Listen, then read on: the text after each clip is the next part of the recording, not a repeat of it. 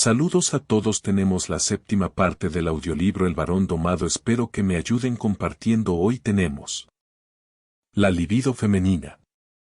La sexualidad femenina desconcierta al varón. Pues en la mujer es difícil comprobar la excitación sexual y el orgasmo, muy a diferencia de lo que ocurre con el varón. Por eso los varones se encuentran sustancialmente limitados en sus averiguaciones a las informaciones que las mujeres les facilitan voluntariamente. Y como la mujer no tiene el menor interés por resultados científicamente exactos, sino que solo piensa en el beneficio inmediato, dirá siempre exactamente lo que le parezca oportuno en tal o cual situación. Por eso las numerosas investigaciones realizadas, por ejemplo, sobre la frigidez de la mujer, sobre su capacidad de gozar en el acto sexual, sobre si tiene un orgasmo comparable con el del varón, han llegado a resultados literalmente contrapuestos. Digamos de paso que ni siquiera Masters y Johnson se enfrentaron con la mujer media. Por eso el varón oscila entre la suposición de que la mujer no tiene impulso sexual alguno y que en ella todo es comedia y el temor de que, en realidad, sea sexualmente mucho más potente que él y no se lo diga por compasión. Intenta llegar a conclusiones seguras elaborando preguntas y cuestionarios nuevos cada vez más sutiles, esperando con toda naturalidad que las mujeres los vayan cumplimentando concienzudamente por servir a la elevada causa. Pero esa expectativa es engañosa. La verdad anda, presumiblemente, más o menos por en medio. Las mujeres no tienen, en verdad, ninguna necesidad furiosa de satisfacción sexual. Si la tuvieran, habría mucha más prostitución masculina, pero, por otra parte, tampoco les molesta el acto sexual, como muchos afirman. La mujer existe en un plano animalesco, le gusta comer, le gusta beber, le gusta dormir, y también le gusta el sexo, siempre que no pierda por él nada mejor y que no le cueste demasiado cansancio. A diferencia del varón, no cargaría con esfuerzos y contratiempos por llevarse la pareja a la cama, pero si ya lo tiene en ella, no tiene en modo alguno inhibiciones o antipatía al acto sexual, siempre que el varón asuma el papel activo y que ella misma no estuviera preparando una de sus grandes acciones cosméticas o esperando un programa televisivo de su gusto. Pues la bonita calificación de activo para el papel masculino y de pasivo para el femenino no puede ocultar el hecho de que hasta en la cama, como en cualquier otra esfera de la vida, la mujer hace que el varón la sirva. El acto sexual, aunque procure placer al varón, no es, en última instancia, más que un servicio prestado a la mujer, y el mejor amante es el varón que procura gusto a la mujer del modo más hábil, inmediato y duradero. Los hombres han sospechado por lo menos desde siempre que son ellos, propiamente, los objetos de abuso en el acto sexual, por eso han tenido siempre cierto miedo a la libido femenina. Ese miedo se encuentra en muchos ritos de las culturas antiguas, en las obras filosóficas de Schopenhauer y de Nietzsche, en las novelas de Balzac y Monterland, en los dramas de Strindberg, Tennessee Williams y O'Neill.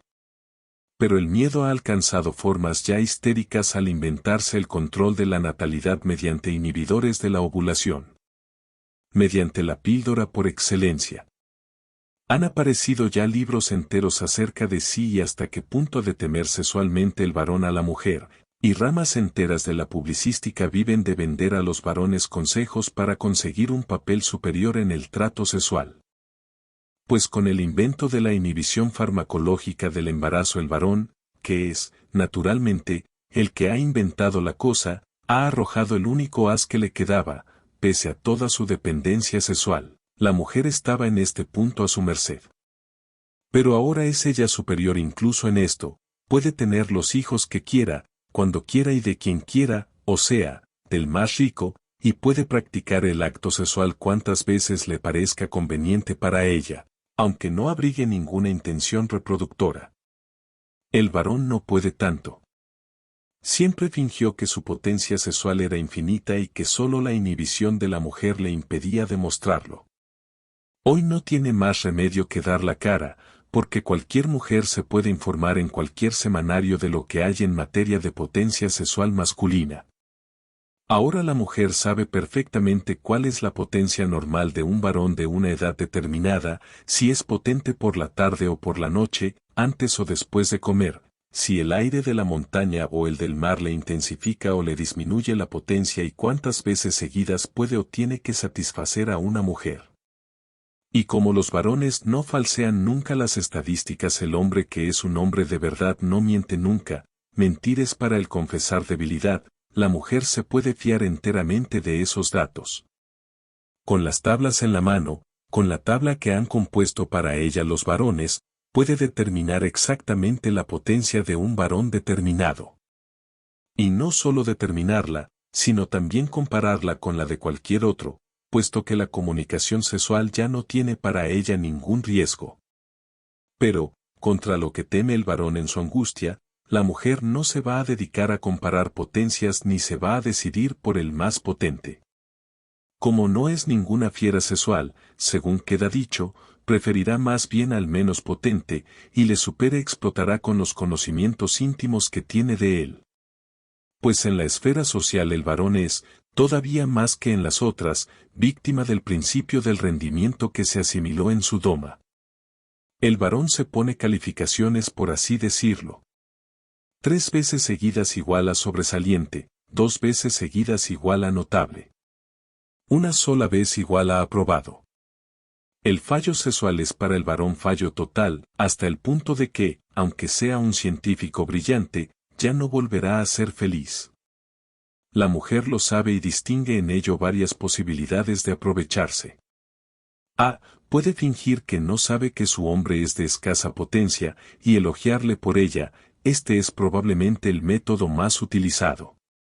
B. Puede convencer al varón de que su escaso rendimiento sexual es un grave inconveniente, y de que tiene que considerarse muy afortunado por el hecho de que, a pesar de eso, ella no le abandone.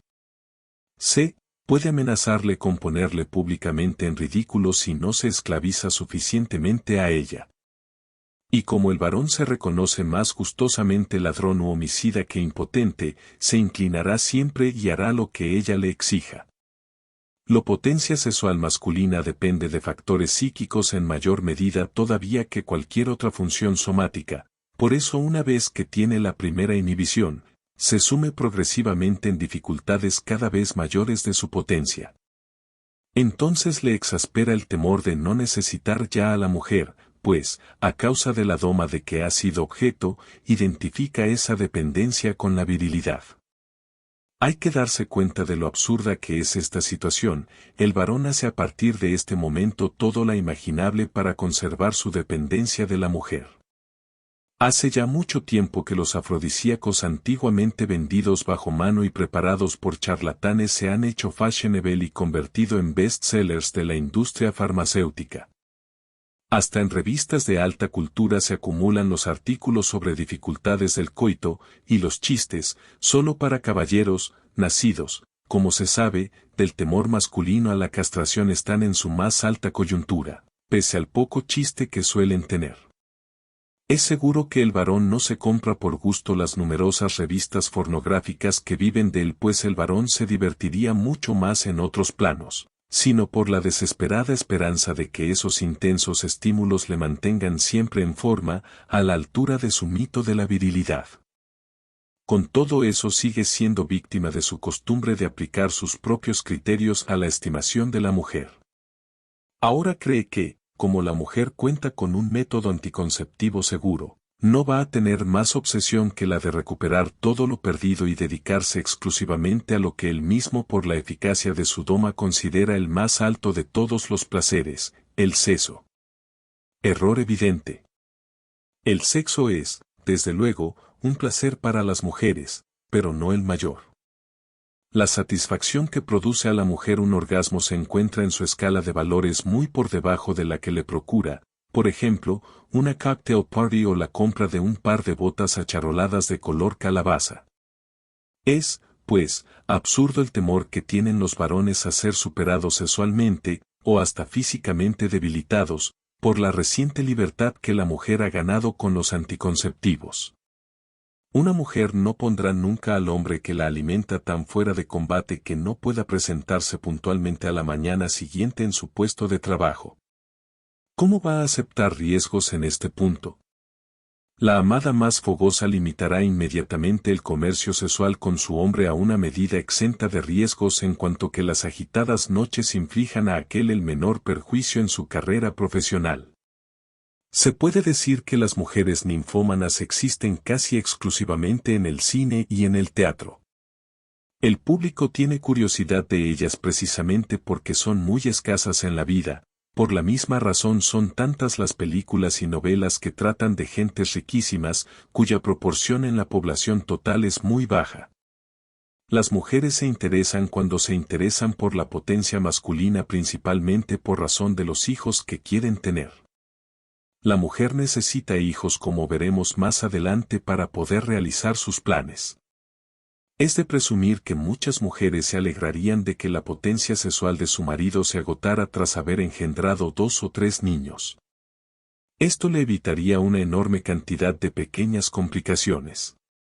Que la importancia que da la mujer a la capacidad física del varón es escasa lo prueba, finalmente, el hecho de que los varones que ganan o tienen mucho dinero se pueden volver a casar y seguir casados con toda normalidad cuando ya son impotentes, en cambio, es casi imposible imaginarse que una mujer sin panocha tuviera posibilidad alguna de casarse con un hombre de predisposiciones normales.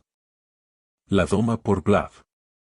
El intenso impulso sexual del varón, su excelente inteligencia y su tendencia a un sistema que le descargue de sus responsabilidades, reconocidas por él precisamente a causa de su inteligencia, permiten a la mujer utilizar prácticamente instituciones que, en realidad, pertenecen al pasado, a saber, las iglesias, las sectas y otras comunidades religiosas de todas las tendencias, de los que la mujer abusa fríamente para domar a sus niños, y los ejércitos de cuyos empleados, los clérigos de todos los colores, les sirven luego, cuando ya sus niños han crecido, como una especie de policía auxiliar que vela porque se preserven siempre los intereses de la mujer.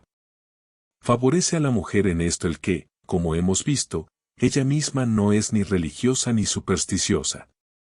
Tampoco los varones creen, una vez crecidos, en las doctrinas de su iglesia, salvo que la doma en este sentido haya sido particularmente eficaz, como en el caso de los sacerdotes, pero si se les adoctrina suficientemente pronto es posible interiorizarles ciertos arquetipos, criterios del bien y del mal, que no arraigan en su entendimiento, sino en su subconsciente y que, por lo tanto, no se olvidan nunca. Esos criterios son siempre, esencialmente, criterios femeninos. Todo sistema de creencias se funda en una doma, pues consta de cierto número de reglas o mandamientos y de un catálogo de castigos subsecuentes a la transgresión de esas reglas, a los llamados pecados. Como es natural, esos castigos no se ejecutan nunca, pues la fe en una especie de superconciencia es un sistema sin base real, y no hay nadie que pueda conocer ni castigar un pecado mantenido en secreto. En vista de que no es posible argumentar nada contra esa afirmación, se rodea al obstáculo diciendo que las desgracias tales como terremotos, o como la muerte de un amigo, o también, cuando las ciencias de la naturaleza estaban menos adelantadas, las epidemias, las malas cosechas y el rayo, son castigos de los pecados y que es posible evitarlos personalmente mediante la sumisión incondicional a las reglas o mediante la penitencia, que es una especie de lavado de cerebro. Como es natural, en la medida en que se le desarrolla la inteligencia el ser humano desmonta esa ficción y consigue verificar que no hay castigos. Pero, pese a ello, el temor al castigo, el sentimiento del pecado, que se le arraigó profundamente en los primeros años de la vida, hará evitar al ser humano adulto, dentro de lo posible, las acciones que en su infancia y juventud eran malas. O, si las realiza, le provocarán el estado de conciencia sucia. Uno de los pecados que se encuentran en casi todos los catálogos aludidos es el placer del acto sexual que no sirve a la reproducción. Y como los varones provocados a ello por las mujeres siempre tienen gana de actividad sexual y querrían satisfacer ese deseo lo más frecuentemente posible, sin pensar jamás en la reproducción, durante el orgasmo el varón experimenta numerosas alegrías, pero, desde luego, ninguna producida por la idea de que está engendrando un niño. En este momento el varón es más engañado que nunca. Los varones violan constantemente por lo menos una de las reglas de la fe de su infancia, y por eso arrastran siempre un sentimiento de pecado. Las mujeres, en cambio, que han condicionado su instinto y no suelen realizar el acto sexual más que con motivo preciso, no por el gusto, el motivo puede ser procurarse el pan, reproducirse o satisfacer al varón, caritativo, pues, en este último caso, no pecan por regla general en esa actividad, pero aunque lo hicieran por gusto quedarían exentas de remordimiento. A diferencia del varón, que siempre está haciendo propósito de enmienda y no consigue cumplirlo nunca, las mujeres no se encontrarían en deuda con su sistema ni siquiera en el caso de que creyeran en él. Por su tendencia a la autohumillación, por su impulso sexual amputado y reprimido, y también por la naturalidad con que salen adelante sin trabajo productivo y hacen que otros trabajen para ellas, las mujeres se parecen, esos personajes, como Jesús y Gandhi, que enseñan a admirar a sus hombres. Se trata de modelos que los varones, con su obsesión instintiva, no podrán, desde luego, alcanzar nunca, y que les confirmarán en su sospecha de que todas las cualidades venerables son en última instancia femeninas. Pero las mujeres no se interesan particularmente por el estímulo sexual del varón, ni son tampoco su policía. No era necesario que el tabú se refiriera al sexo. Habría podido ser tabú cualquier otra cosa. Las mujeres se decidieron por el sexo simplemente porque este es la alegría mayor y más pura del varón, quizás su única alegría. Si el varón gozara lo mismo o más comiendo jamón o lomo o fumando tabaco, las mujeres vincularían, desde luego, el sentimiento masculino del pecado al tabaco o a la carne de cerdo. Lo que importa es que el varón viva en pecado aterrorizado, y que siga siendo tan manipulable como hasta ahora. Por eso el catálogo de reglas varía con la edad. Para los pequeños varones es pecado mentir, codiciar bienes ajenos o venerar insuficientemente al padre y a la madre. Para los varones crecidos es pecado fornicar y desear la mujer de su prójimo. Pero ¿cómo van los jóvenes varones a identificar esos pecados, si por de pronto no conocen ni las reglas ni el sistema en nombre del cual se han erigido? ¿Cómo van a creer en algo que no existe, o a avergonzarse de una alegría que no hace daño a nadie?